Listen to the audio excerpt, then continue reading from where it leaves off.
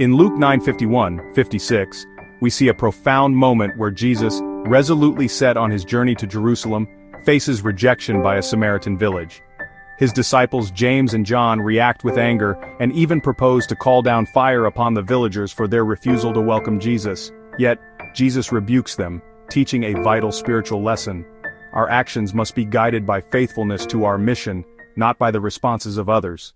Jesus' unwavering resolve to go to Jerusalem is rich with theological meaning.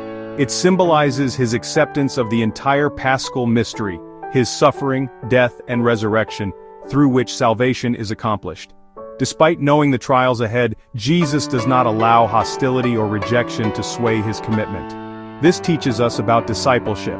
Our task is to align ourselves with God's will, not to demand approval or acceptance from others.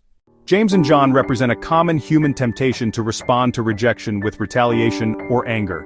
Their reaction reflects a limited understanding of divine mission, focusing on immediate defense or judgment rather than patient love and forgiveness. Jesus redirects their energy, reminding them and us that God's plan unfolds not by force or vengeance but by grace and mercy.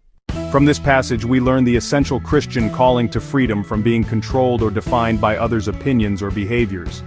People may reject, criticize, or misunderstand us, yet we must remain steadfast in our responsibilities, to love, to witness, and to serve as Christ did.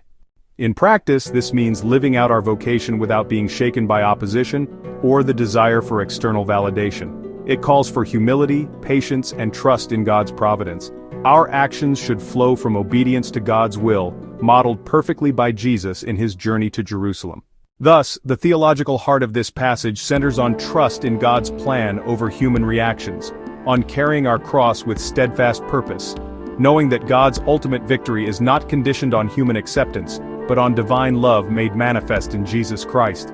May we, like Jesus, keep our face set toward our heavenly Jerusalem, unwavering in faith and love regardless of how others respond to us.